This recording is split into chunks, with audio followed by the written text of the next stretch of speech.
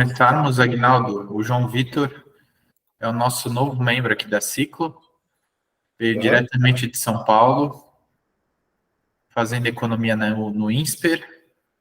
Muito bom. Vai nos ajudar. Bacana. Legal. Prazer, João Vitor. Seja bem-vindo. Bom dia, pessoal. Mas ele mudou para ir para Luiz Eduardo? Mudou por um mês. Depois ele desmuda. Tá certo. Bom, Marcelo e Alan. Bom dia novamente para vocês. Quando quiserem aí, por favor, a palavra de vocês. Sim. Bom dia. Meu nome é Marcelo, né? O Alan é o nosso meu sócio também. E a gente tem a startup, né? Manejo Fácil, que é o nosso objetivo da conversa de hoje com vocês, tá? Eu vou fazer o seguinte, eu tenho uma apresentação que eu preparei, posso compartilhar a tela para vocês, mostrar? Pode ser? Por favor. É até mais fácil do que ficar falando, né? Vocês conseguem ver minha tela? Sim, só não está a apresentação ainda. Tá. Agora veio. Beleza. Então, deixa eu só colocar em modo grande aqui.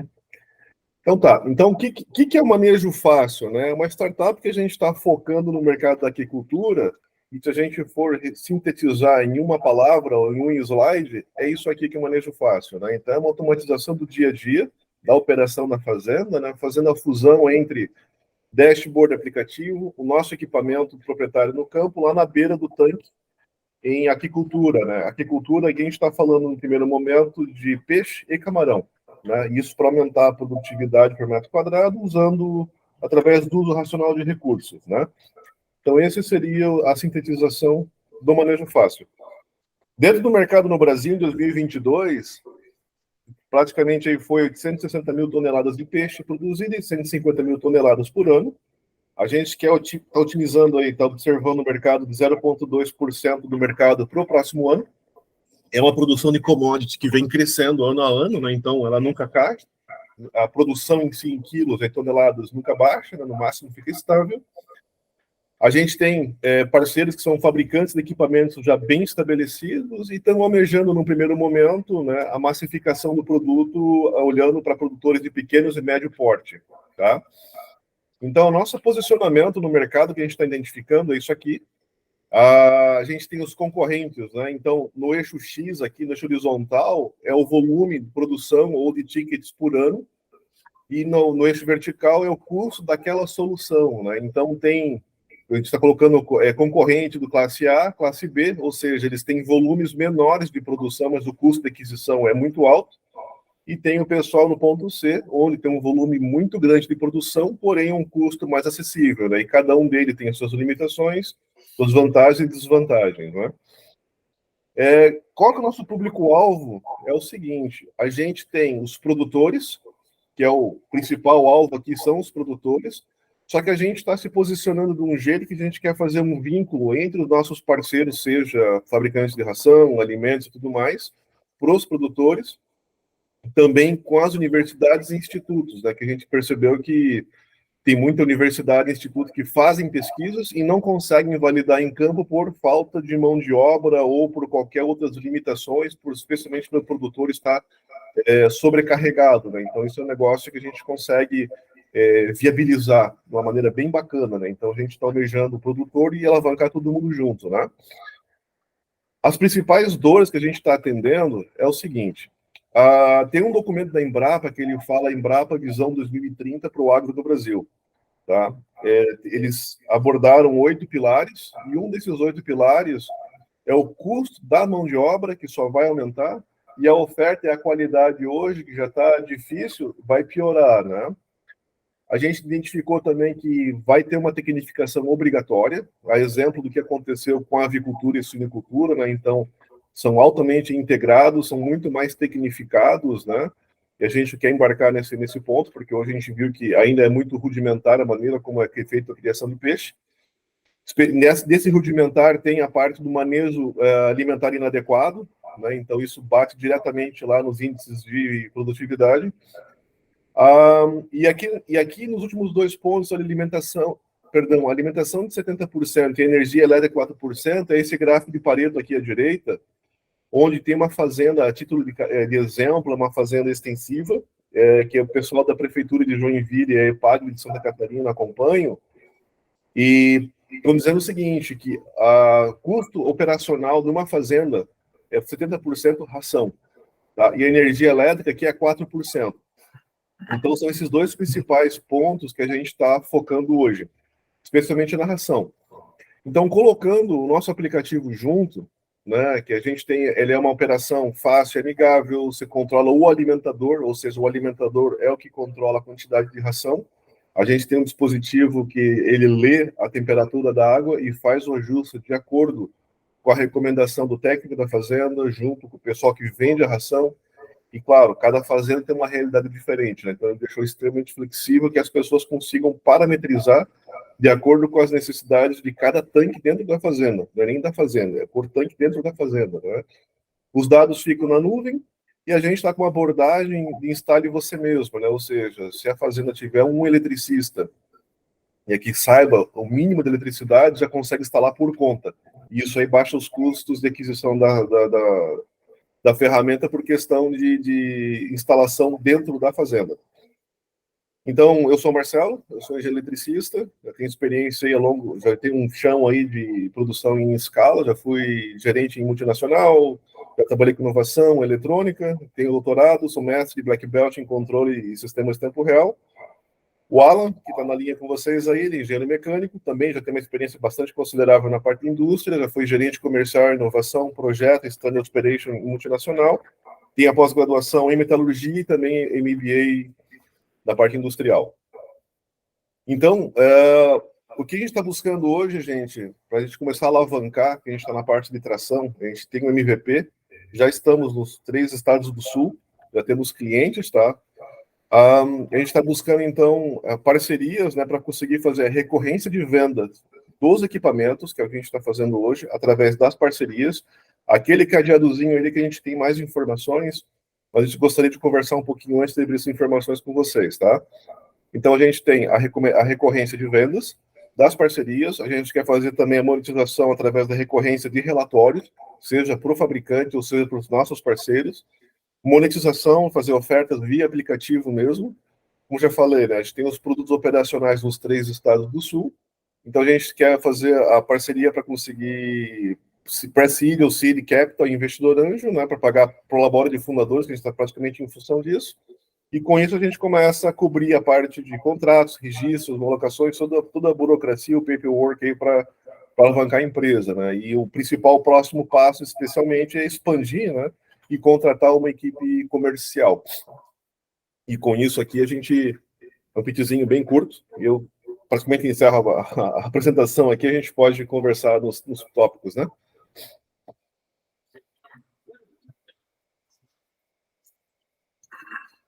Bacana, Marcelo. Obrigado aí pela apresentação. Eu fiquei com algumas dúvidas, né? Vocês falaram que já tem clientes, já estão faturando, são provas de conceito, quanto é que está o faturamento? Alan, quer falar? Então, a gente tem hoje em torno de 5 clientes, tá, que a gente está atendendo aqui na região. O modelo de negócio que a gente está buscando atualmente seria o B2B, né, business to business, né?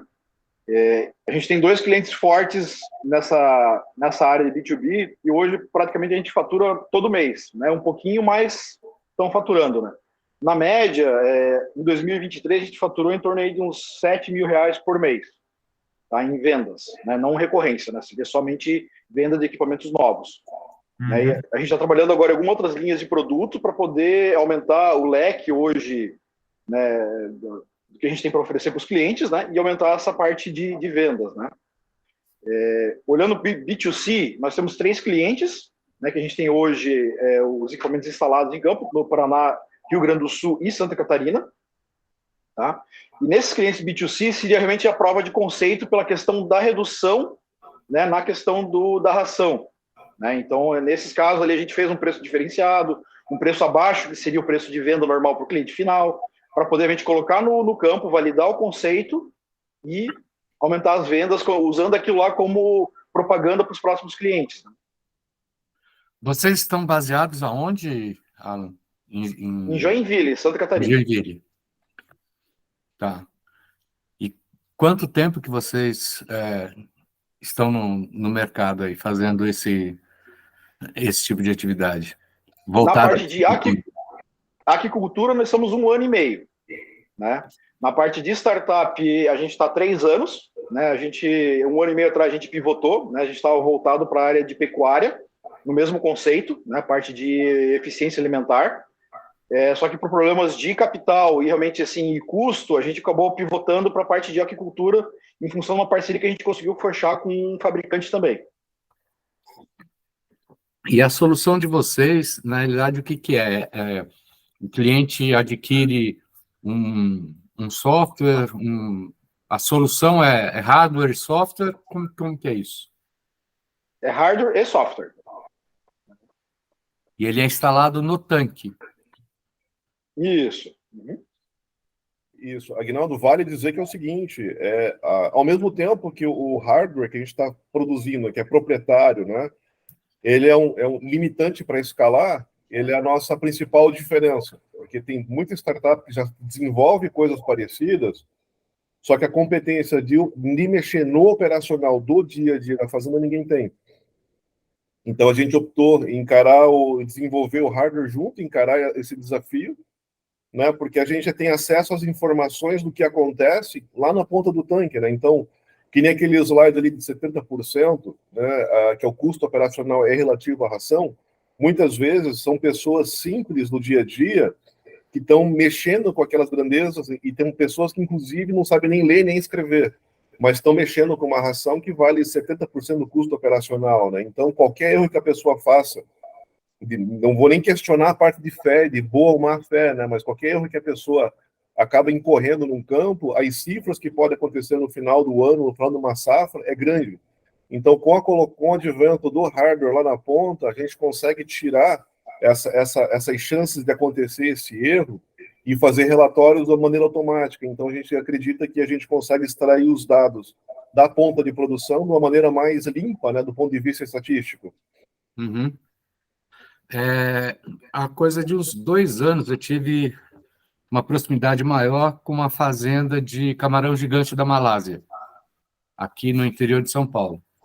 E eles tinham também estava rodando uma POC lá com um automatizador de ração e controle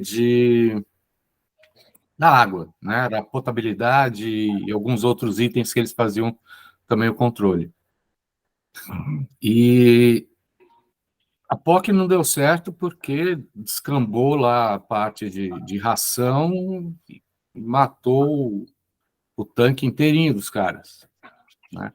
Qual o tipo de segurança que vocês bolaram aí para essa situação de desequilíbrio na hora de estar fazendo a dispensa da ração? Não sei se eu entendi a tua pergunta. Você está dizendo que é desequilíbrio por conta de erro de parametrização ou por falha do produto? Falha do produto. Tá. A gente tem alguns tempos que estão associados dentro do produto, ou seja, você precisa estipular o tempo que vai dispensar. Entendeu? Então, no pior das hipóteses, ele vai dispensar aquele tempo na qual ele foi projetado. Agora, se der um raio e queima tudo, aí não tem muito o que fazer. Tá, a solução de vocês é eletromecânica, então? Exato. O nosso equipamento... A gente só entra com a... Marcelo, deixa eu interromper. Só que a gente entra somente com a eletrônica, por isso que a gente está trabalhando com B2B. Né? A gente não quer entrar na parte da mecanização de fornecer o equipamento que fica, por exemplo, na lagoa. Né? Isso aí, hoje no Brasil, já é bem difundido. Existe pelo menos aí uns 30 fornecedores de alimentadores. Tá? Eles têm hoje automatização, mas é tudo extremamente rudimentar e robista, tá? Sendo bem claro, assim, a gente investigou bem a fundo eles. E a gente desistiu de entrar na parte do alimentador, parte mecânica, porque, assim, explicando um pouco da nossa história, na parte de pecuária, nós desenvolvemos tudo, toda a parte mecânica, toda a parte eletrônica, software, tudo. A gente entregar a solução completa, porque no mercado existia, mas não tinha nada automatizado. somente parte mecânica e estática, né? E na parte de piscicultura, quando a gente fez a viabilidade há 3 anos atrás, a gente desistiu porque o mercado já está bem difundido e existe muita briga no mercado por patente. Porque, assim, os fabricantes, como já é um mercado grande, eles brigam entre si, dizendo cada um, eu tenho essa patente. Não, esse aqui é meu produto, isso aqui você não pode fazer. Então, a gente tentou entrar no nicho onde que eles não conseguem atender hoje, que é a parte de automação, né? Fornecer somente a eletrônica, né? Entendi. Vocês fazem a coleta das condições da água, sim? Isso, vamos lá. A gente tem 2 produtos a desenvolvendo hoje, Aguinaldo. A gente tem o alimentador, tá? O O alimentador... alimentador que você chama, Marcelo, é a automatização do alimentador que já existe. Isso, exato. Exatamente. Tá? A gente chama de alimentador, mas bom ponto. No contexto da automatização, né? Então, o nosso, vamos dizer assim, a gente chama de inteligência. Nossa inteligência do alimentador, ele por si só já lê a temperatura da água. Tá? E com isso a gente está conseguindo os números muito bons, a gente está validando a redução entre 10% a 26% de ração. Aquele 70% já baixa aquela coluna alta do Pareto. Mas a gente tem a inteligência do alimentador e a gente está desenvolvendo a inteligência dos aeradores. Tá? Para os aeradores, a gente está considerando a temperatura de água, temperatura ambiente e também estamos considerando oxigênio dissolvido. Tá? E em cima dela a gente vai fazer a lógica para você puxar e controlar a qualidade da água para termos onde o peixe e o camarão se desenvolvem melhor, né?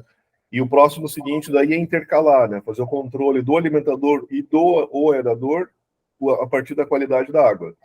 Então a gente tem esses 2 produtos que a gente vai fazer aí tem um roadmap bem interessante do que a gente está desenvolvendo, né?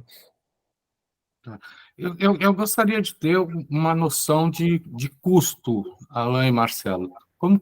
Como que vocês estão trabalhando o custo para fazer a implantação de um sistema desse num tanque, sei lá, 100 mil litros? Eu não sei qual que é a medida que vocês utilizam para... Tá.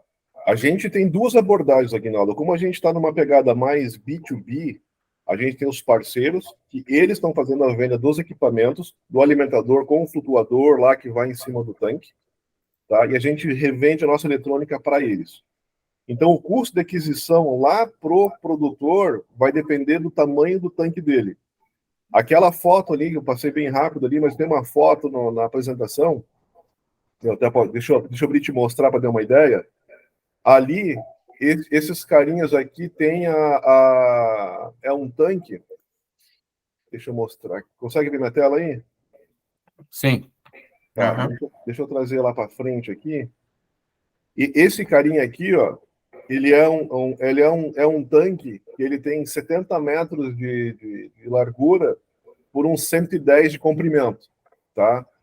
Ele é uma fazenda aqui do Paraná e ele tem 60 toneladas de peixe aqui dentro desse tanque. Então, é uma fazenda bem profissional. Ele tem um silo aqui de 10 toneladas de ração, né? Aí você tem um cano que abastece o silo do alimentador. Tá? E essa caixinha azul é onde está o tracionador do motor. Né? Não sei se dá para ver, tem uma corda que passa aqui, ó, que é amarrado no alimentador. Passa por aqui, vai lá do outro lado e vem pelo outro lado do alimentador. Então, esse alimentador vai e volta. Uma solução dessa aqui hoje, para uma fazenda que não tem nada, quem está fazendo a venda, no caso, são os nossos parceiros.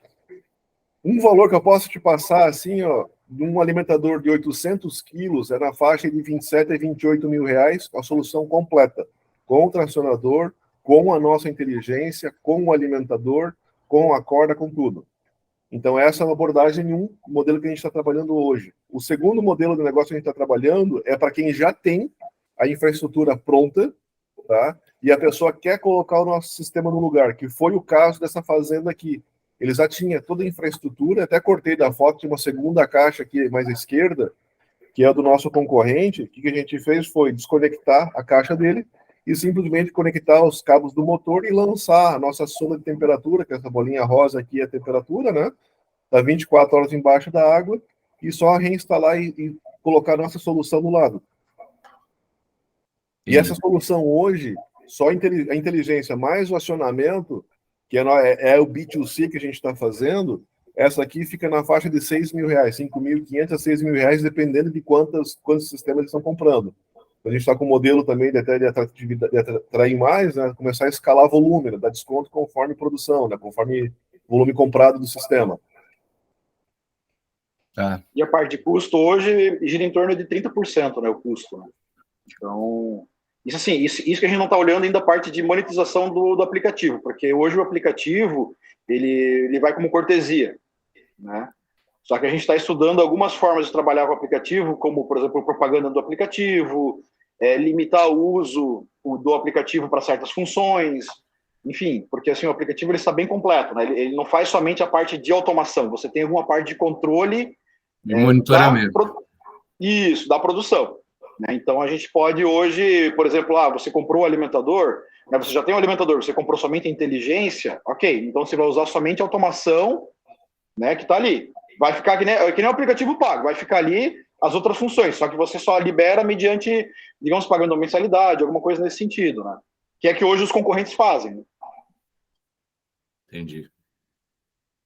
Vocês mencionaram também universidades e institutos.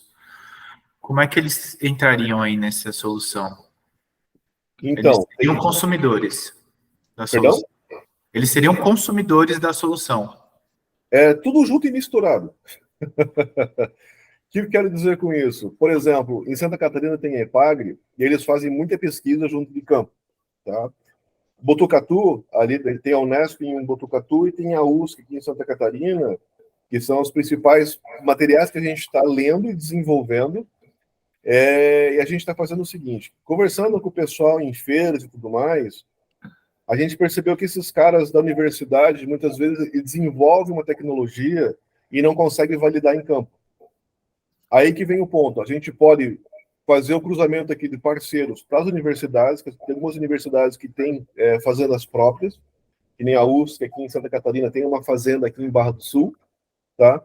Ou essas universidades têm os parceiros deles que podem ter também os nossos equipamentos lá. Então, qual que é, por exemplo, a caráter de informação, né? Vamos supor, a Universidade de Botucatu tem um estudo que já está liberado desde 2014, acho que de mestrado, que eles fizeram um estudo de reversão sexual de peixe, tá? Da Alevino. Da Alevino. Sim. Aí o que acontece? Bota o alevino lá e eles chegaram à conclusão que tem que expor o peixe o mais tempo possível ao hormônio da reversão sexual lá, que é o alfa-17 metiltestosterona. E para você fazer isso, você precisa ter alimentação 24 horas. Né? Se você faz só em horário comercial, que é o que as fazendas fazem, por conta de mão de obra, custos, hora extra e tudo mais, você pode impactar na tua quantidade de peixe, né, da porcentagem revertida, né? E isso é prejuízo. E, ao mesmo tempo, também tem outros estudos que eles fizeram que falaram assim, olha, à noite a qualidade da água é pior, né? O peixe tem uma tendência a não comer de noite por causa da qualidade da água, então eles ligam os aeradores constantemente à noite, até por conta de custo de energia elétrica, que é mais em conta à noite, e alimenta durante o dia. Só que durante o dia ainda, tem outro estudo do pessoal da Federal do Paraná, do Instituto Federal do Paraná, que eles falaram assim, olha, para um tanque-rede, aqueles tanques que ficam dentro da água, lá de uma reserva grande, eles fizeram o seguinte estudo acadêmico, né? Olha, eu vou fazer, entre as 6 da manhã e as 6 da tarde, eu vou fazer um trato por hora, ou seja, a cada hora eu vou jogar comida, eu vou fazer um trato a cada meia hora e um trato a cada 15 minutos. Para automação, você vai lá e parametriza, né? E ela trabalha sozinha. E com isso ele vai jogar a mesma quantidade de ração totalizada por dia, só que em frações maiores ou menores de acordo com a programação. E eles constataram que teve um benefício muito grande em você jogar mais vezes ração ao longo do dia, não só pelo peso médio do peixe que subiu, mas como o desvio padrão do peso também subiu, caiu. Né? Ou seja, o lote ficou mais homogêneo, ficou mais pesado e ficou peixes com tamanhos melhores. E isso ajuda na hora da venda para o frigorífico, porque eles também vão fazer uma biometria na hora de comprar e vão dizer assim, olha, tem um peixe maior ou menor. Tá? E se for peixe, variação muito grande dos peixes, a tendência é que o score, o preço pago por quilo, seja diminuído para o produtor. Então, o produtor teve todo o trabalho de produzir e vai ser penalizado na hora da venda por fato de chamar, eles chamam de lote disparelho, né? Na hora da venda. Aí que vem o ponto. Depois desse contexto, o que acontece? Se a universidade fala assim, olha, eu quero fazer um experimento controlado com vocês, eu tenho uma ração nova, no caso dos parceiros, eu tenho a universidade aqui, e eu preciso que vocês rodem um experimento controlado para mim, que vocês façam aí 10 vezes a alimentação por dia, tá? O produtor vai olhar e vai falar assim, ó, não vou fazer, porque eu tenho mão de obra limitada, e essa mão de obra é para 2, 3 vezes raçoamento ao longo do dia, não vai chegar a 10. Ele vai estar sobrecarregado. E aí tem os dois pontos, né? O produtor acaba perdendo a oportunidade de ter um lote melhor no final daquela safra, e ao mesmo tempo a universidade não consegue validar os estudos que eles fazem dentro dos produtores por conta de limitação de operação do dia a dia, né? E com a automação, não. A automação a gente consegue monitorar remoto, a gente consegue fazer com que as universidades rodem esses experimentos remotos, de uma maneira praticamente automática, né, sem depender da mão de obra do produtor lá na ponta. Então, é esse que é o objetivo que a gente está fazendo as parcerias com universidades e institutos. Respondi a tua pergunta, Aguinaldo? Sim, respondeu, Marcelo. Tá, beleza. Muito legal. Vocês conseguem intervir no equipamento à distância também. Então, a gente está andando numa versão online agora. A gente ainda está, a gente não está 100% offline. A gente está chamando de modo ilhado, né? Como a gente quer massificar, a gente não está exigindo a presença de Wi-Fi lá na beira do tanque. Mas está vindo uma demanda forte que o pessoal quer online também. Tá? Então, a primeira versão de produto agora, a gente precisa da intervenção do operador de alguma forma lá. Ou seja, o cara tem que ir com o telefone até a beira do tanque e conectar para conseguir alterar a programação dele. Tá? Ele ir para o tanque é normal, todo mundo faz isso uma vez ao dia, porque tem que contar quantos peixes estão mortos nas fazendas, faz parte lá da rotina diária, né? Mas hoje tem essa demanda. A próxima versão, a gente está com a segunda placa no forno agora, né? O forno que eu digo, a gente está preparando ela sim vai ficar online. Aí você consegue fazer intervenção remota. Tá? E essa versão ilhada, a gente tem os dados na nuvem, então a gente consegue acessar e entender o que está programado lá no campo. Né? Quando foi programado e o que está programado. Entendi.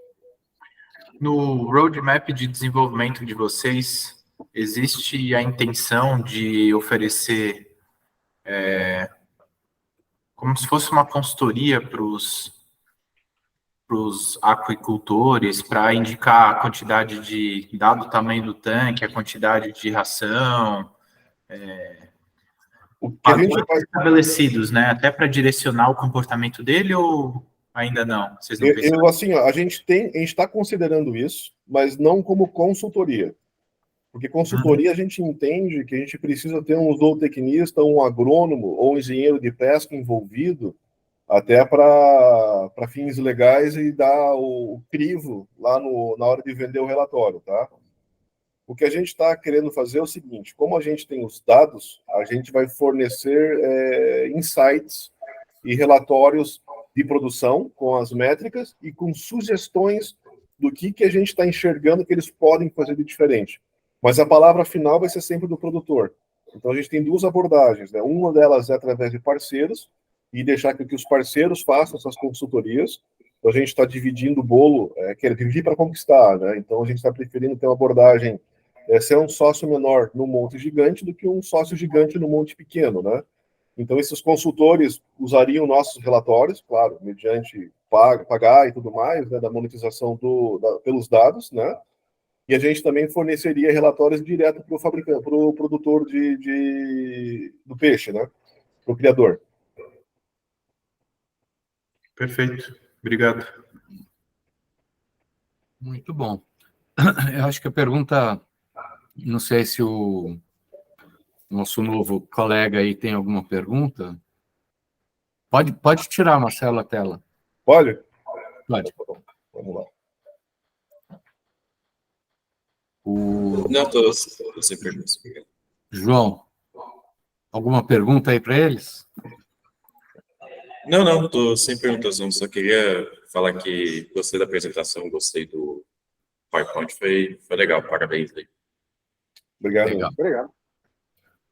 Gabriel, Acho que a pergunta que o João quer fazer é qual o valuation que vocês pensaram para a startup de vocês? O que vocês e pensaram? na complementação dessa pergunta do Gabriel, o que é que vocês esperam da Ciclo? E qual que é essa relação aí que vocês pretendem estabelecer com a gente? Alan, tu vê o cara do financeiro aí. Passa a bola para você. Vamos lá. Então, a gente fez alguns valuations, né, estudando a parte do mercado, porque, assim, só para explicar um pouco, dar um pouco de um cenário, assim, do que a gente considerou nos valores, né? O mercado hoje da aquicultura, considerando tanto peixe como camarão, ele é muito extenso no Brasil, tá? Em volume de produção, ele não bate pecuária, né? Mas em volume de produtores, ele é muito maior. Só que o problema que a gente tem hoje no Brasil é que os produtores eles ainda estão de maneira muito rudimentar, né? Só que com o avanço dos custos, né, questão principalmente de ração, que é o que pega energia elétrica, então assim, muita gente que antes fazia mais ou menos assim, a gente usa o termo ser feito nas coxas, né, não se preocupando muito com indicadores, não se preocupando com relação, levando o custo à ponta do lápis, está quebrando. Né? Então está ficando hoje somente grandes produtores ou quem está associado a cooperativas. Né? Então, levando isso em base, a gente fez um estudo do mercado hoje no Brasil para atender mais ou menos assim, ó, num cenário otimista, atender 1% do mercado. Né? Digamos assim, você olhando num horizonte pelo menos aí uns 4 anos, que seria, cara, é muito significativo o tamanho. Né? O valuation ali que a gente fez, ele estava batendo em torno de 4 milhões. Né, em torno do primeiro ano de faturamento, em torno de 750 a 1 milhão, né, de faturamento bruto no ano, e já no segundo ano, considerando aí um crescimento em torno de 15% a 20%, já passaria praticamente para quase 1.800. Né, e isso considerando somente 1% do mercado. Tá? Só em Santa Catarina a gente tem mais de 4 mil produtores. Né, e a gente está aqui na região sul, a gente está entre os 4 maiores produtores de peixes do Brasil. Né, Paraná em primeiro lugar, São Paulo em segundo e Santa Catarina fica em quarto lugar. Então a gente tem aqui praticamente quatro estados onde a gente está localizado entre os maiores produtores. Paraná, assim, ele é disparado, né, não tem muito o que falar. Né, em termos de tecnificação, tá, o pessoal ali, eles gostam de deixar tudo muito... O cuidado deles é muito maior do que todo o resto do Brasil. Tá? Mas, assim, por isso que eles estão hoje em primeiro lugar, né? E tem também as maiores cooperativas, né?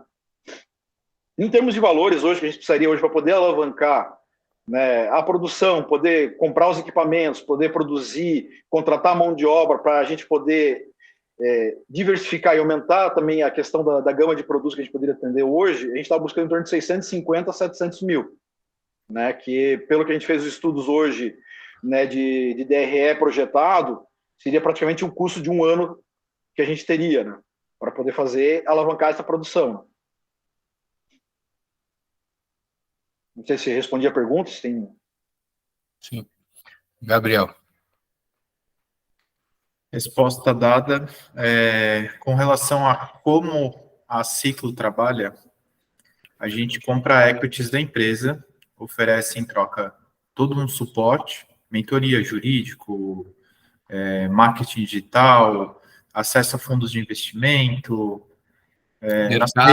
mercado, especialmente o mercado aqui da Bahia, mas Aguinaldo e Pompeu, que são os diretores sócios aqui da Ciclo, estão sempre participando de eventos. Aguinaldo tem contato. Piauí está bastante forte em aquicultura também, né, Aguinaldo? Está crescendo bastante, Piauí.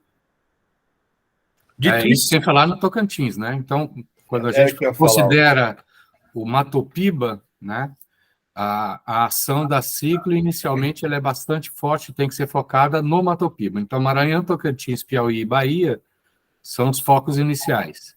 E no segmento específico de vocês, eu vejo 2 estados aí que têm ganho a cada dia uma projeção nacional bastante forte, que é o Piauí, que está crescendo, e Tocantins, que já tem um histórico também bastante interessante nesse segmento econômico, né? A gente esteve na NAC Show, agora mês passado, agora mês retrasado, já estamos em julho, né? E, Marcelo, vocês podem corrigir, foi o pessoal do Tocantins que veio conversar com a gente?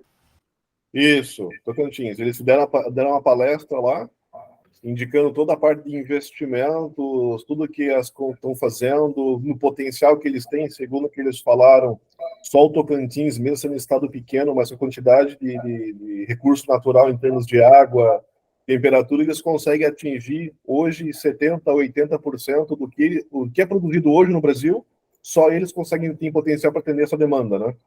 Sim, eles são muito privilegiados na condição de clima, né? E as próprias barreiras hidrográficas que eles fizeram dentro do estado favoreceu muito o surgimento de tanques e de produtores, né?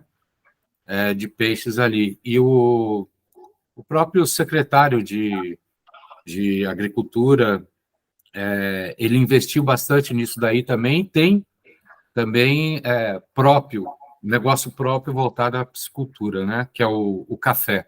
Maurício Café, ele gosta bastante dessa economia específica do peixe, né?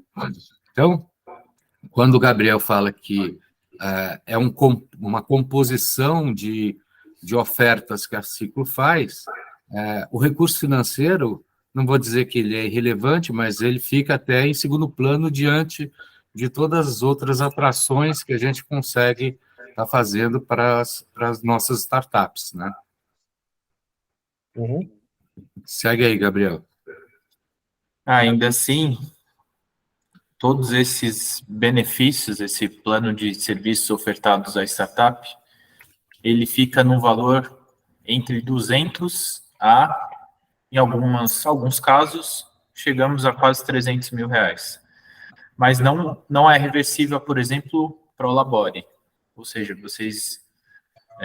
parte do nosso edital pressupõe que esse valor não vai ser investido em salários. Até porque, pela nossa experiência, quando se paga salários a empreendedores, geralmente eles ficam acomodados. E é legal eles terem um certo incômodo para fazer o produto e o serviço funcionar, né? Eu entendo o que você está falando, Gabriel, mas só para compartilhar contigo, faz 3 anos que eu saí do mercado do trabalho só para me empreender. E esse incômodo já está há 3 anos já aqui nas costelas, né? Imagino, é complicado mesmo. Gabriel, eu acho que seria interessante eles formalizarem o que esperam da Ciclo, e diante da apresentação que eles fizeram, das dúvidas que a gente conseguiu sanar, a gente dá um reporte depois para eles, em cima da proposta deles, né? O que eles esperam, qual que é a expectativa. Foi bom para que vocês tenham aí esse balizamento em termos de valores, de expectativa de valores, né? Mas vamos aguardar aí uma comunicação de vocês do que realmente vocês esperam diante disso que a gente está falando. E aí acho que a gente pode seguir a conversa. Bacana. Só uma pergunta, quando você fala em sinalização, vocês têm algum processo, algum modelo, documento, alguma coisa que a gente possa usar como referência? A primeira referência que deveria ser preenchida, vocês já fizeram, que é o pitch. Tá. Né? O importante agora é a gente saber como está a composição societária de vocês, né? Ter formalizado também esse faturamento de vocês, o que o Alan falou desse cálculo que ele fez de valuation, que é questionável para nós. Nós temos outros parâmetros de estabelecer o valuation da empresa. Uhum. E especificamente o que vocês esperam. Eu espero da Ciclo isso. É um investimento de tanto, eu quero acesso ao mercado, eu quero abrir determinado cliente, eu quero acesso específico a um determinado cliente, e a gente vai verificar em cima das demandas de vocês se nós conseguimos ou não entrar aí num paralelo interessante. Certo, entendi. Aguinaldo e Gabriel, hoje a Ciclo, ela atende alguma empresa já nesse setor que a gente está tentando hoje trabalhar com vocês, na parte de aquicultura Não. Camarão, peixe? Não, aquicultura nenhuma. Nós iríamos ter, há 2 anos atrás, nessa visita que o secretário de Agricultura de Tocantins nos chamou. Aí eu fui, participei até de um seminário, mas ainda era muito incipiente a parte de formação de times lá para empreender. Então, já eram aquicultores existentes, já estavam trabalhando, já estavam vendendo e tudo, mas não tinham estrutura de startup. Uhum. Né? Então, nós até fomentamos isso daí junto ao secretário, para que ele pudesse estar incentivando e motivando grupos, principalmente vindos da federal de lá, para formar grupos. Né? Agora, a coisa de 1 mês atrás, nós tivemos Qual que foi aqui? Nós tivemos o surgimento de uma aceleradora, de uma pré-aceleradora lá, que chama Vortex, que ela foi também incentivada pela nossa ida lá há 2 anos e meio, há 2 anos e pouco, né? E a Vortex, ela tem como um dos canais dela começar a trabalhar a partir de 2024 ou 25 a parte de aquicultura. Então, ainda existe também um tempo, uma defasagem bastante interessante, porque a Vortex está pegando mais os grupos que estão saindo da federal e que foram formados já pelos monitores e pelos mentores de alguns anos atrás, onde a pecuária é muito mais forte. Pecuária e a agricultura. Certo. Porque, assim, né, falando um pouquinho do cenário que eu falei, assim, o Nordeste hoje a gente tinha no nosso radar, só que a parte do Nordeste a gente acabou não indo muito atrás, porque o Nordeste é muito forte na parte de camarão. Né? Eles são disparados o número 1 no Brasil em produção de camarão. Né? Só que aí você tem, Alan, as fazendas de mar, né? As fazendas de sal. Isso. Então, eles chamam de sal, então é o camarão de sal. Quando você pega esse exemplo que eu dei aqui do interior de São Paulo, de camarão gigante da Malásia, isso não é tão forte lá, ainda. Uhum. Vale dizer que é o seguinte, o nosso controle alimentador, um dos nossos parceiros, ele vende alimentador para a fazenda de camarão. Tá? Então, a nossa tecnologia não está restrita a peixe. Sim. A gente está começando por peixe por uma questão geográfica, porque o Brasil tem dimensão continental. Né? Então, qualquer viagem que a gente for fazer aqui no Sul, estamos falando ali de 1.500 quilômetros de viagem. Né? Para o Nordeste, então, nem se fala. Né? Então, a gente está focado primeiro em tilápia, mas a gente não está excluindo de forma alguma camarão. Tanto que a gente está tentando fazer uma venda agora para um colega lá do Ceará, ele está depois de Fortaleza, que ele cria peixe e cria camarão na mesma fazenda. Ele está fazendo multicultura nos mesmos tanques, né? Legal. Bacana. Vai ter um evento agora lá em Fortaleza também, onde tem onde uma das empresas que vai se apresentar, ela mexe com a agricultura também. Ah, legal. Que evento que é esse, Aguinaldo? É um evento do Nina Hub, que vai ser, inclusive, lançamento de uma das nossas startups. Tá. Nina Hub? É o principal hub que tem no Ceará. É um hub de inovação, e nós tivemos uma das nossas startups que saiu já do processo de aceleração, e eles foram fazer agora o desenvolvimento onde é a região natural deles, né? Tá. Que é a parte do Ceará, onde já tem algumas fazendas que eles atendem, tudo, e agora vão fazer no dia 3 de agosto o lançamento oficial do aplicativo deles. Entendi. Mas é só aplicativo ou também estão entrando na parte da automação? Porque não é esse. A nossa startup é uma startup de rastreabilidade. Ah, tá. É que dentro do Hub tem uma startup também que é da área de agricultura. Você lembra o nome deles, Aguinaldo? Porque muitas vezes a gente pode achar como parceria, eu não vejo como concorrente, sim como parcerias, né? Não lembro. Deixa eu ver aqui. Eu vou perguntar para ele. Você tem os dados do Marcelo e do Alan, Gabriel? Não tem, a Pamela tem. Compartilha depois, Marcelo e Alan, com a Pamela e pede para que ela encaminhe para a gente. Eu vou perguntar aqui qual é o nome da... Eu passei meu e-mail aqui no chat da conversa. Tá. De qualquer forma, a gente reforça ela para a Pamela.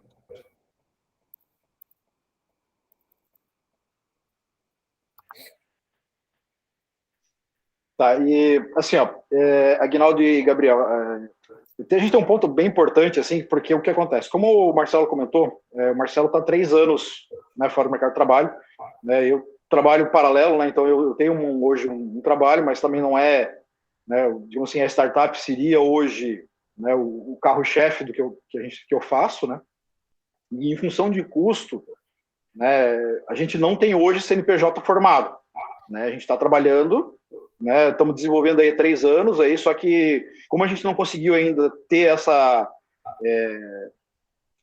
como posso dizer assim, uma venda contínua que a gente consiga se sustentar através somente da startup, né, então a gente está, tudo que a gente pode hoje cortar custo e a gente está cortando, né, porque hoje, quando a gente começou há 3 anos atrás, a gente fez um projeto chamado aqui na região chamado Jedi, né, o Marcelo consegue me ajudar a lembrar o nome certinho lá? O Mindset Jedi é um curso que fizeram para passar a mentalidade de startup, ensinar... É a jornada de inovação de engenharia, Exato, né?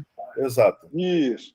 Então, na época, assim, a gente fez todo o processo, fomos até o final, ficamos entre os top 10 lá também, e na parte de custo, a gente viu assim, que a gente ia ter que abrir o CNPJ, já ter o custo de cara, pagar a contabilidade todo mês, né? Porque, infelizmente, na região aqui você não tem um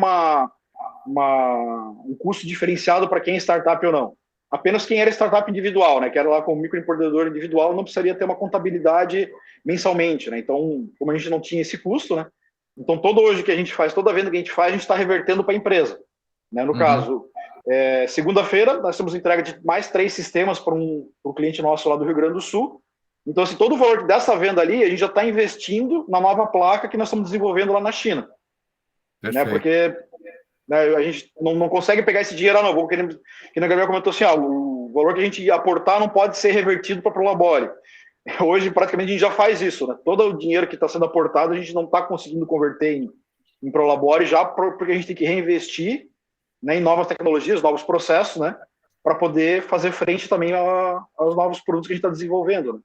Né? Isso, então, só queria saber de vocês Desculpa. Só queria saber se essa questão de não ter o CNPJ seria um problema para vocês, né? Nesse caso, né? Em D0, não, porque, Alain e Marcelo, entrando na aceleradora, o próprio processo de aceleração já orienta e facilita para vocês todo esse processo da formalização da empresa. Então, o nosso departamento jurídico, a área contábil, auxilia isso daí para vocês, entendeu? Obviamente, no momento da assinatura do contrato, vocês já teriam que ter com o CNPJ aberto. Mas isso nós auxiliamos vocês. Aguinaldo, essa pergunta ela é bem pertinente. Obrigado pela informação, é legal saber isso. Isso me leva à próxima pergunta. A gente viu outros investidores e uma deles gostou muito da ideia e foi um deal breaker para ele o fato de a gente não estar com o CNPJ formado. Aí me leva a seguinte pergunta. Vamos lá, vamos supor que a gente entre na Ciclo, tudo certo, a gente começa a trabalhar juntos. Existe algum limitante a gente fazer captação e buscar outros investidores para injetar mais dinheiro na startup? Absolutamente. Nós, inclusive, incentivamos e abrimos algumas portas para vocês também. Ah, legal. Aí fica mais tranquilo. Aí fica bem mais tranquilo. Até por termos essa limitação de injeção financeira, a gente incentiva e orienta vocês também o que está sendo mais interessante.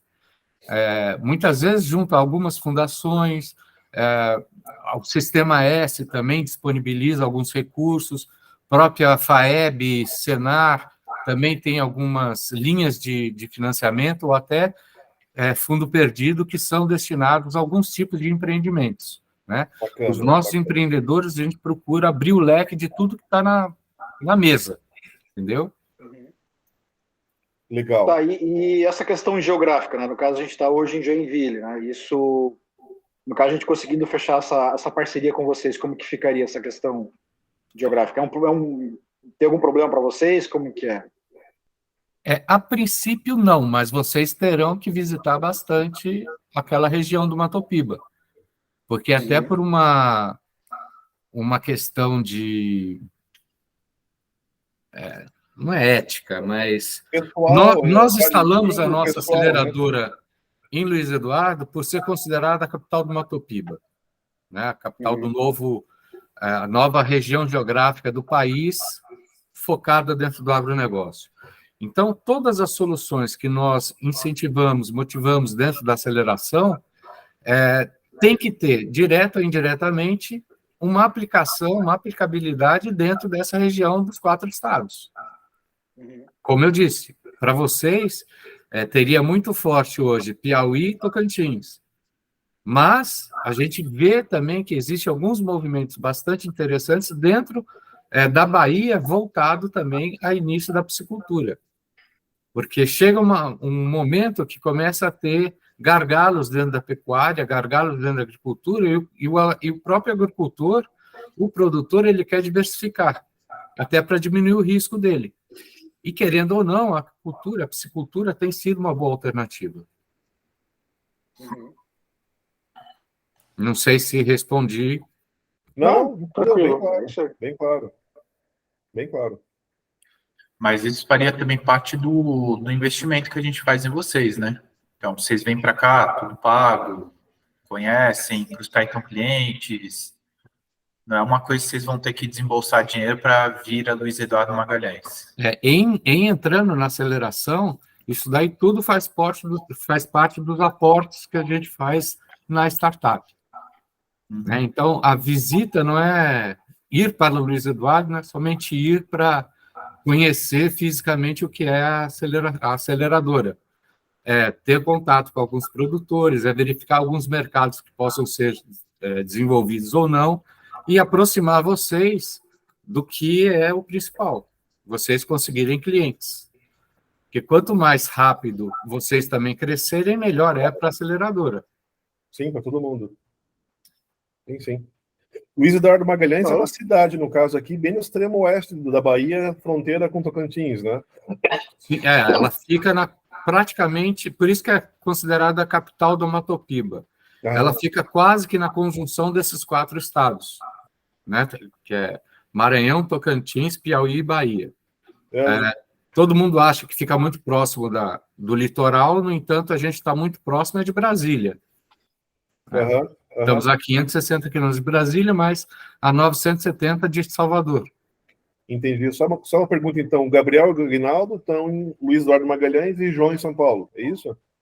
O Gabriel está em Luiz Eduardo, eu estava em Luiz Eduardo até começo de abril, fiquei lá 4 anos e pouco, e agora eu estou aqui porque a função minha agora é aproximar ciclos de investidores. Certo. Aqui em São Paulo, no caso, em Brasília. Eu estou aqui em São Paulo. Tá, entendi. Mas, vira e mexe, eu estou lá em Luiz Eduardo. Não, só para entender, eu sempre brinco, né? Quando a gente começou com a pecuária, eu falava, né? Eu sou um piá de prédio, mas eu tenho a botinha pisar em bosta de vaca, né? Justamente para ir para campo, né? Isso aí não é problema algum. Legal. Pessoal, acho que é isso. Gabriel. Acho que é isso. Acho que a gente vai continuar essa conversa. A gente só precisa daquelas informações que o Aguinaldo pediu a vocês, né? Então, o que vocês precisam da ciclo, o que vocês esperam.